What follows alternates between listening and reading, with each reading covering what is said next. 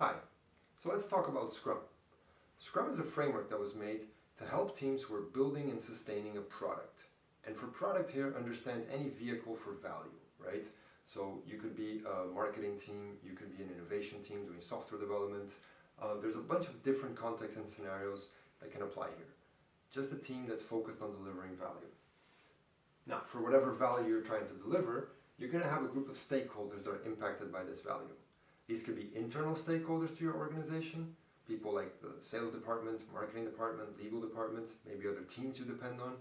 They could also be external stakeholders to your organization, clients, users, partners, the government, okay? In Scrum, we're going to have one role responsible for representing the interests and aligning all of these different stakeholders. And in Scrum, we call this person the product owner. Now, the product owner is going to have a few key responsibilities. First one is, she's going to be accountable for the return on investment for the product. So that means she has a bag of money. Now that's very important, right? Because maybe this bag of money is coming from somebody up here, a sponsor, but in Scrum, the product owner is holding that bag of money, meaning she decides how to spend it because she's accountable for return on investment. If as a sponsor, you don't trust your product owner a lot, no problem, just give her a smaller bag of money. But she still gets the bag of money. Another thing the product owner is going to be responsible for is articulating a vision for the product. Where are we going? What's our purpose here? What's the North Star? And then in refining that vision, the product owner will also be defining a product goal. In Scrum, the product owner always has one product goal they're focusing on. So I might have multiple product goals I would like to achieve, but I'm going to be focusing on one at a time. Now, Scrum is going to give the product owner one key artifact to help her manage all this stuff and all these responsibilities that she has.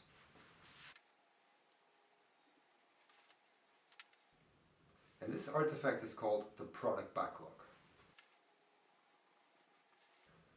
The product backlog is essentially a container for all the ideas, all the things that we want to do to deliver value for our product.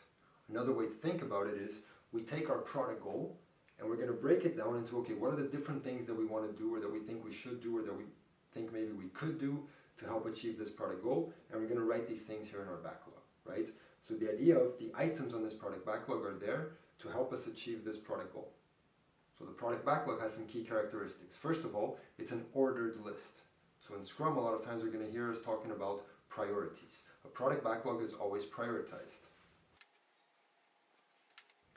Another characteristic of the product backlog is the lower in priority we go, meaning the further into the future is this thing that we would like to do, the less defined it is, the more high level it is. Because if we're going to be working on something in 2, 3, or 4 months, it doesn't make sense for us to spend a lot of time detailing this out now.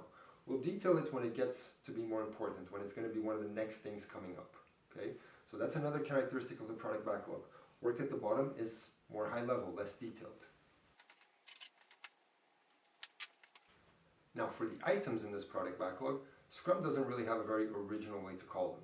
All they're going to call them is product backlog items.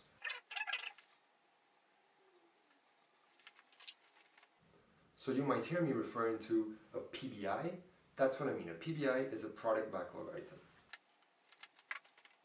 And the only constraint Scrum is going to put on our PBIs is to say, well, the PBIs need to deliver value. So we already start to understand one of the key constraints of Scrum, right? We have a product backlog with things we would like to do. We call them PBIs. And one of the constraints is, well, these PBIs have to deliver value. Now, another characteristic of a Scrum team which we're going to be talking about now is this idea that we work in short iterations. So that's the first challenge. How can we define slices of value small enough that we are going to be able to deliver within one iteration, right? The second role in Scrum is called the developer. Now, this group of people we call developers in Scrum, don't let the terminology fool you. We're not talking about software development, okay? All we mean here is the people who have to build the product. We have a product owner who's going to be responsible for vision, goal, product backlog, like what comes next, prioritization. These guys are the people building that product, okay? So if you think about it, we can imagine that the product owner is going to be responsible for the what question, what are we going to work on? And the developers are going to be responsible for the how question, how are we going to solve that problem? Okay, so let's talk about the developers a little bit. This group of people are going to have some interesting characteristics. First of all, we're talking about a small group of people, less than 10 people. Why is this? Because it's just very hard to collaborate actively with a large group of people. There are too many communication channels. If you give an assignment for a group of 20 people, come back the next day and see what happened. They've divided that assignment into smaller pieces and smaller groups. So 5 people take this part, 5 people take that part. That's because we can't collaborate actively with 20 people. So this is going to be a small group of people. The second characteristic of this group of people is that they're going to be cross-functional. Now careful, this doesn't mean that everybody can do everything. That would be awesome, but it's basically impossible. But it does mean that all the skills that I need to be able to deliver value are in this team, are part of the group of developers. So let's take a software example. If I'm building a mobile app, well, I'm going to have maybe a front-end developer, a back-end developer, an analyst, a tester, a designer, all the different skills I need to deliver value, right? That's what we mean with cross-function. The third characteristic of this group of people is that they're self-organizing or self-managing. This means we don't need somebody to micromanage them, to make sure that they're going to get the stuff done. They can do that themselves. Okay? They're a cross-functional team. We have all the skills we need here to deliver value, and they're professionals, which means they can manage their work. The third role in Scrum is the Scrum Master.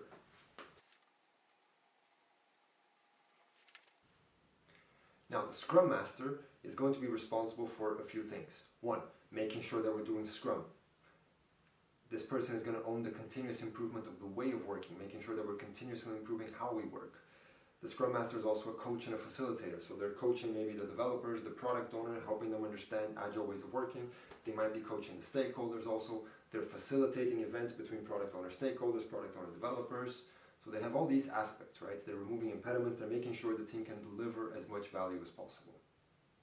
So in Scrum, we have 3 roles: the product owner, the developers, and the Scrum Master. Together, these 3 roles make up the Scrum team.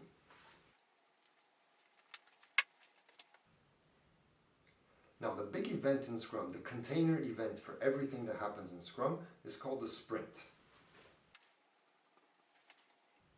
You can think of the sprint as a time box, or a very short fixed time project, right? So in Scrum, we say the sprint cannot last longer than a month.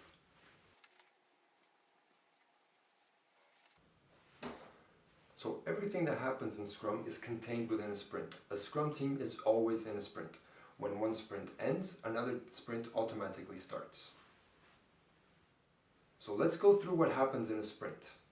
First thing that's going to happen is mainly the product owner and the developers need to have a conversation to agree on what are we going to be working on next sprint? What problem are we going to be trying to solve? What objective are we going to be trying to achieve? And this conversation is going to happen in an event, the first event in the sprint, which we call the sprint planning, the event that kicks off the sprint.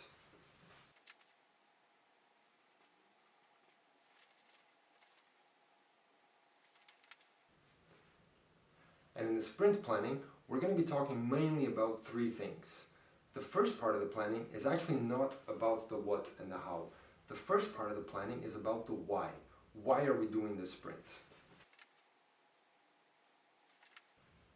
And what's the outcome of this discussion? When we talk about the why are we doing the sprint, why are we investing money for the next, let's say, 2 weeks to work on stuff? The output of this discussion is going to be our sprint goal. The goal we're trying to achieve this sprint. Not the features or the things we're going to deliver, but why? Why are we doing these things? What's the goal we're trying to achieve? And this sprint goal is going to be important because it's going to guide all the discussions, all the challenges that we face in the sprint about, ooh, this was tougher than we expected. What do we do here? This is going to take longer. Do we maybe change some requirement or de-scope a little bit so that we can deliver it? All those discussions during the sprint are constrained by the sprint goal. We are going to make the trade-offs we need to make to reach our sprint goal. That guides the decisions we take in the sprint.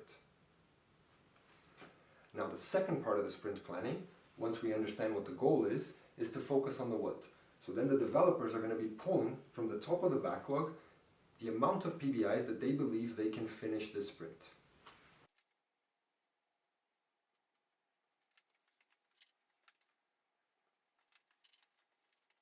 And these PBIs, of course, represent what we're going to be delivering the sprint. At the end of the sprint, what should we expect to see? What value, what features, what capabilities have we added to our product? The third part of the sprint planning is going to be focusing on the how. Okay, so now we understand why we need to do things, we understand what we need to do. Now the developers are going to get together and understand the how. And they're going to start doing things like doing a task breakdown for those PBIs. Okay, what are the different things we need to do here? How are we going to be solving these problems? What's our plan for this?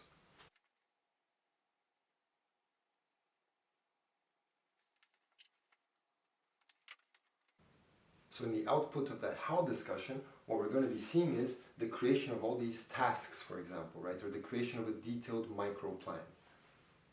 Once we finish this discussion, that means we finish the sprint planning. We now have an understanding of what our goal is, we have an understanding of what we're going to be delivering, and we have an understanding of how we're going to be delivering it. All these things together, that's the output of the sprint planning, that's our sprint backlog. So keep in mind in Scrum, we have two backlogs. We have the product backlog, which is owned by the product owner and represents the roadmap for our product, and so all the things we're planning on delivering and the priority or the order in them. And then we have the sprint backlog, which is owned by the developers because they're a self-managing team. And this represents the micro plan, the detailed plan. What are we going to be doing for the next 2 weeks? So very different levels of granularities between our two backlogs. And another thing you're going to be seeing a lot of Scrum teams do is to visualize this sprint backlog in some kind of a task board, because it's going to help the team in their self-managing, because they're visualizing all the work they have to do, they're visualizing their micro plan. Once we've created our sprint backlog, the planning meeting is over and we can get to work. And developers are going to start working on the tasks here, trying to deliver these PBIs based on priority as quickly as possible. Now the next constraint in Scrum, the next event in Scrum, is the daily Scrum. Now, as the name would suggest, this event happens daily and has a time box of a maximum of 15 minutes. So what's the point of the daily Scrum? It's a short alignment on the sprint backlog. And who is this event for? The developers. Again, they are a self-managing team. They own the sprint backlog. And so that's the objective of the daily Scrum, to inspect and adapt the sprint backlog. How's our plan doing? Do we have any issues? Do we need to ask for help? Do we need to escalate something? Do we need to change something? Besides the daily Scrum, there's one other thing that a Scrum team needs to do during the sprint, and that's an activity called backlog refinement.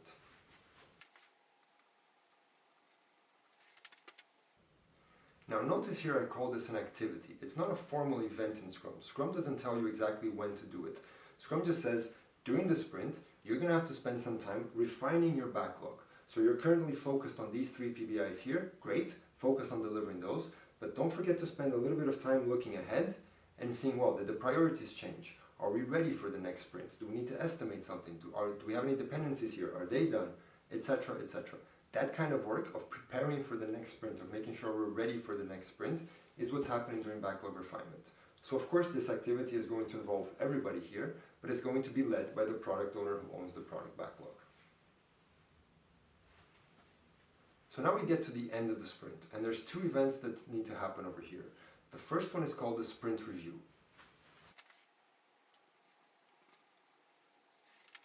And the purpose of the sprint review is to inspect and adapt our value, our product, the thing we're delivering, right? So one of the people we're going to see there in the sprint review are the stakeholders, not just the Scrum team. The whole point is to get feedback from outside of the Scrum team. Hey, is this the good direction? Are we going in the good direction? Do we need to change something? Okay? So the sprint review is about the product. And the main input to the sprint review is going to be the increment. And what is the increment? The increment is the sum or the collection of the PBIs that we managed to finish this sprint. So we've been working on a bunch of stuff. Maybe, for example, we're working on 3 items. We only finished the top 2. Okay, so these top 2 that we finished, they're part of our increment. And we're going to be bringing it into the sprint review. The third one that we didn't finish is not part of our increment. And actually, where does this third item go? For those of you who said product backlog, correct. We didn't finish it by the end of the sprint, so the PBI returns to the product backlog, where the product owner can change its priority before the next sprint. Now, in 95 or 99% of the cases, it's going to remain the highest priority and we're just going to keep working on it, right? But it returns to the backlog first. And notice there I said the PBIs that we managed to finish. One of the anti-patterns, one of the problems we're trying to avoid in Scrum is that idea that you go to the developers and you say, hey guys, are you done with this? And you hear something like, yeah, we're done. Well, we're not done. You know, it's not perfect, but yeah, it's done. It's okay. So that feedback as a product owner makes you start to freak out. Like, okay, I don't know what's going on, but I know it's not done, right?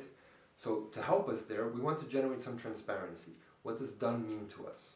And that's an important artifact, an important commitment that a Scrum team has, which is their definition of done.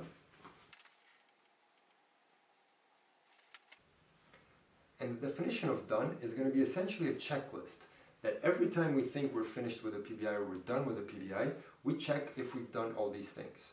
You can think about it as making your quality standards transparent. Everything that you expect to be there when you're done should be part of your definition of done. And ideally, this definition of done should be potentially shippable. So you can really ship things to the customers at the end of the sprint at the latest. Because remember, the sprint review is not a gate for release. You don't need to wait for the sprint review to deliver whatever PBI you worked on directly to your users. You can do that during the sprint, no problem. What Scrum is saying is, we're going to stop as a team at the end of the sprint. The whole Scrum team is going to get together with the key stakeholders to see, hey, what is everything that we built, delivered, and maybe even released this sprint? What did we learn from it? Was it okay? What do we need to change? Does this impact the priorities? So all these kinds of discussions is what's happening in the sprint review, right? This is not the gate for release. You can release whenever the product owner agrees that this is ready to go. So after the sprint review, after we've had this event where we focus on the product, we go through the increment, we listen to feedback from the stakeholders, we learn, we maybe change priorities on our backlog, we review the progress, all the kind of like product steering committee discussions we have, all this is happening in the sprint review because this is the last moment to adapt, right? Based on the feedback we're receiving. If we hear something here, we can still change priorities, we can still adapt before the next sprint planning, but after the sprint review, we don't really have any time because we're going right to the next event and then right back to the planning. Right? And once we're done with the sprint review, we need to move to the last event of the sprint, which we call the sprint retrospective. And if the sprint review is about product, the sprint retrospective is about process and the way of working. And here, typically, you're going to see the Scrum team getting together. It's not normal for stakeholders to be there. Not prohibited. There might be occasions when it's a good idea to do so. But normally it's going to be the Scrum team getting together and discussing how to improve their way of working or their process. Okay? And any action or ideas that they come up with in the retrospective that the team would like to work on, where are we going to put those actions and ideas? In the product backlog. And the product owner has to prioritize them so that we can work on improvement ideas also during the sprint. So you see here very clearly in the Scrum Framework, at the end of the sprint we're going to be doing two things. Inspecting and adapting the product, the value, and figuring any kind of pivoting or changes we have to do there. And then inspecting and adapting our way of working, our process, and seeing any kind of improvements we can do there. So we are continuously improving both the product and the process. And what happens after the sprint retrospective? Well, the sprint is over, and therefore we need to start another sprint because the Scrum team is always in a sprint. So we finish the retrospective, we finish the sprint, and we go right into planning and starting the next sprint and repeat the same cycle again. And we keep doing this as we deliver value to our stakeholders. So there are some interesting aspects to consider here. First of all, 3 roles: product owner, developers, Scrum Master. This is your Scrum team, and this is all you need to deliver value, right? But of course, the point of Scrum, or the idea here, is that this is an empowered team to deliver that value, which means the product owner has the power to decide, to prioritize, because she's holding the bag of money. The developers have the power to decide how to solve the problems and take decisions themselves on the how aspects of things. And the Scrum Master is empowered to guide this team and remove impediments and get them moving as quickly as possible. And beyond these 3 roles, we're going to have 4 key events in Scrum, right? How do we start off a sprint? The sprint planning, which kicks off the sprints. That gives us our sprint backlog, we get to work. What's the next event we're going to have in Scrum? The daily Scrum, which happens every day and helps the developers to keep their sprint backlog up to date and understand what's going on. At the end of the sprint, we have 2 more events, the sprint review and the sprint retrospective. So in Scrum, we have 4 events that happen during the big container event in Scrum, which we call the sprint. So remember, the Scrum team is always in a sprint. We want our sprints to be as short as possible so we can have fast feedback, but they can't be longer than a month. That's the constraint in Scrum. And every sprint contains 4 events and has the same structure. We kick it off by doing a sprint planning. Every day we have a daily Scrum, and at the end, sprint review, sprint retrospective. We should also observe some interesting constraints on the product side of things, right? So we talked about how the product owner is responsible for defining a product goal, and a Scrum team is always focused on one product goal at a time. You might have multiple product goals as a product owner, but you still need to prioritize them, and you're going to be focusing on one at a time. So essentially, the product goal is the constraint helping the product owner prioritize their product backlog. Likewise, on the sprint level, we have a sprint goal that we define in the sprint planning. And that sprint goal is going to be guiding the sprint backlog, the plan we have to deliver on that goal. And lastly, every PBI that we put into our sprint backlog, what's the constraint we have on there, the commitment level we have on there? We're trying to get that PBI to our definition of done. So you see here, the product backlog constrained by the product goal and what we're trying to achieve here, the sprint backlog constrained by the sprint goal and what we're trying to achieve here, and the PBI is constrained by our definition of done and our standards of quality. So that's it. This is the Scrum Framework. Now remember, Scrum is a little bit like chess. It's not that difficult to understand the rules, but it is difficult to be good at it. So the mindset here, keep in mind, it's not important how good you are at doing Scrum today. What is really important here is, are you getting better at it? The idea of continuous improvement, right? Both product and process. One of the recommendations I always like to give people is to think of Scrum as a great starting point, right? If you want to start working in agile ways, this is a very simple framework that's become very, very popular because it is so simple and applicable to different environments. So start off with this. Don't get busy like reinventing the wheel or trying to do some custom thing. Start with this, and this will trigger your continuous improvement journey. And great teams will move beyond Scrum, right? And we'll bring in other things and we'll start to adapt other things. That's great. Scrum is a great starting point for your agile ways of working.